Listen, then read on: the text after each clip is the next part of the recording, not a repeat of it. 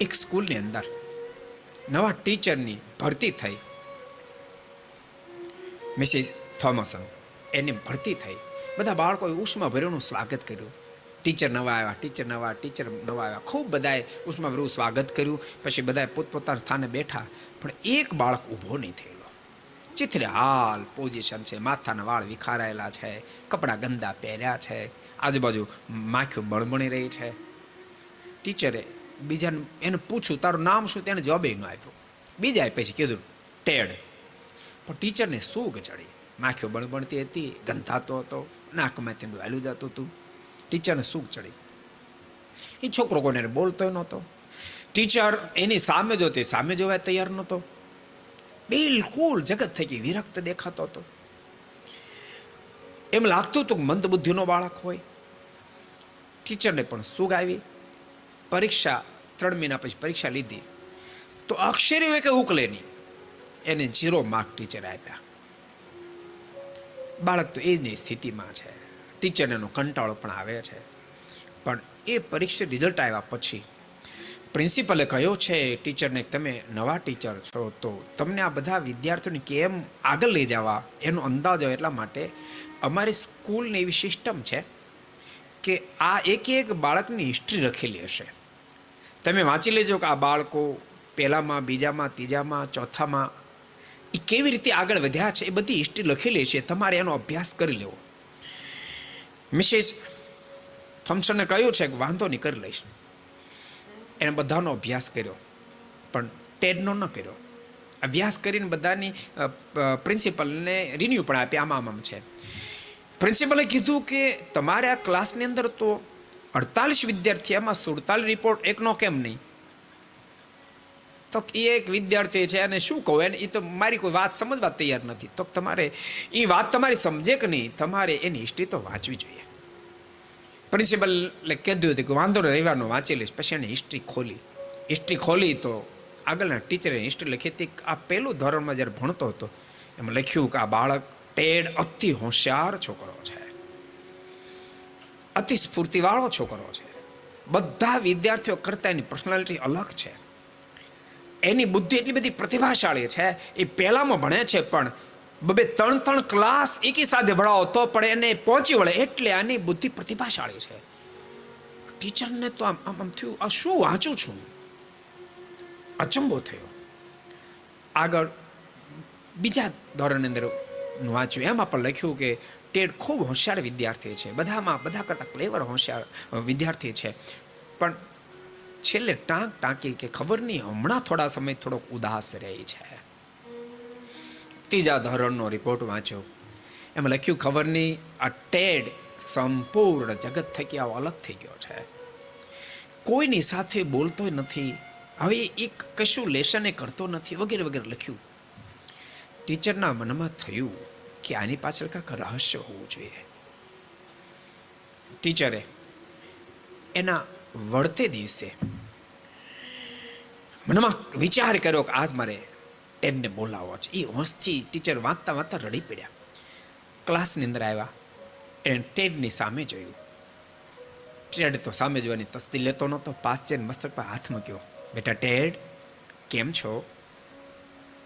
ટેડના મનમાં એમ થયું, કહો વર્ષો પછી મને પ્રેમાળ હાથ જાણે મારા મસ્તક ઉપર મુકાયો છે. ટેડે ઊંચું જોયું, જરાક મોટું મલકાયું. બેટા ટેડ, કેમ છો? ફરીવાર પૂછ્યું. ટેડે ખાલી મોટું મલકાયું. અને બન્યું એવું કે નાતાલનું વેકેશન પૂરું થયું ને, નાતાલનું વેકેશન પડવાનું હતું. એટલે બધા વિદ્યાર્થીઓ, સ્કૂલની સિસ્ટમ એવી હતી કે ટીચર માટે કાંઈ ને કાંઈ ભેટ લાવે. આગલે દિવસે બધા વિદ્યાર્થીઓ ભેટ લાવવાના હતો, તો ટેડ પણ ભેટ લાવ્યો. બધા વિદ્યાર્થીઓ અલગ અલગ સરસ સરસ પેકિંગ કરી ભેટ લાવેલા. પણ ટેડ નામનો જે સ્ટુડન્ટ હતો એ તો એક સાદી કોથળીમાં કાંઈક સંતાડતો લાવ્યો. ક્લાસના બધા વિદ્યાર્થીઓની મશ્કરી કરે છે. ટીચરના મોઢામાં શબ્દ નીકળ્યા, કોઈ મશ્કરી કરશો નહીં, મશ્કરી કરવાની જરૂર નથી. બેટા ટેડ, શું મારા માટે લાવ્યો? ટેડે ટીચરના હાથમાં વસ્તુ આપી. ટેડે જ્યારે ટીચર ખોલ્યું તો અંદર છીપલાની એક પોતે જેવી તેવી માળા ગૂંથેલી હતી અને એક ફોર્મ્યુસ અત્તર ફુવારો આટલો અડધો ભરેલો હતો, પોણો ભરેલો હતો. ટીચરે ક્લાસની અંદર એની છીપલાની માળા પોતાની ડોકમાં પહેરી. અને પ્રશ્ન કર્યો, બેટા આ અત્તર ફુવારો ક્યાંથી લાવ્યો? ત્યારે ટેડની આંખ ભીની થઈ. ટેડના મોઢામાં શબ્દ નીકળ્યા, મારી મમ્મીની હયાતીનો આ ફુવારો છે. ટીચરના મનમાં થયું કે આના મમ્મીની ગેરહાજરી લાગે છે. એણે તપાસ કરી તો ખબર પડી કે બીજું જ્યારે ભણતો ત્યારે એની મમ્મીને કેન્સર થયેલું. હિસ્ટ્રી જોઈ તો એના પિતાશ્રી દારૂડિયા હતા, એટલે તો ઘેરે આવતા જ નહોતા. અને ગંભીર બીમારીમાં એની માનું અવસાન થયું, જેને કારણે ટેડ સાવ ભાંગી પડેલો. દાદીમાની સાથે રહેતો હતો, પણ ટીચરે બીજે દાડથી એના પર ખૂબ ધ્યાન આપ્યું. અને ધીમે ધીમે કરતા ટેડ ફરી વાર જાણે સજાગ થવા મળ્યો. ખૂબ પ્રેમ આપે, એને માટે કોઈ વસ્તુ લઈ આવે, ટેડની ઘેરે જાય. 6 મહિના ટીચર ધ્યાન આપ્યું. ટેડ એની સ્થિતિમાં આવ્યો અને ચોથાની 9 માસિક પરીક્ષાની અંદર ટેડ 3જા નંબરે આવ્યો, વાર્ષિકમાં 1લે નંબરે આવ્યો. આ બનેલી સત્ય ઘટના. પછી તો ટેડ બોર્ડની અંદર, આખા સ્ટેટની અંદર 2જે નંબરે આવ્યો. પછી ટીચરનો કોન્ટેક્ટ થોડો ઓછો થયો, પણ ટેડ વારંવાર કહેતો, મારી માની જગ્યાએ આપજો, મારી માની જગ્યાએ આપજો. એક ફેરી એક પત્ર ટીચરને મળ્યો છે, પણ પત્ર ખોલીને પરબળિયું ખોલ્યું, ત્યાં હવે માત્ર ટેડ નામ નહોતું, ડોક્ટર ટેડ લખેલું હતું.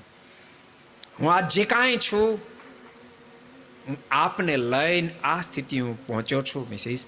હું 2 દાડા પછી આપને મળવા માટે આવીશ, એવો પત્ર મળ્યો. અને 2 દાડા બાદ ટેડ એક નવકન્યા લઈને આવ્યો છે અને કહ્યું છે, 2 દિવસ પછી મારા મેરેજ છે, મારી માની તો ગેરહાજરી છે, પણ મારી માને સ્થાને આપ છો, મારી મા બેસે ત્યાં તમારે બેસવાનું છે, અમારા બંનેના લગ્ન કરાવવાના. ટીચરની આંખ આંસુથી છલકાઈ ગઈ.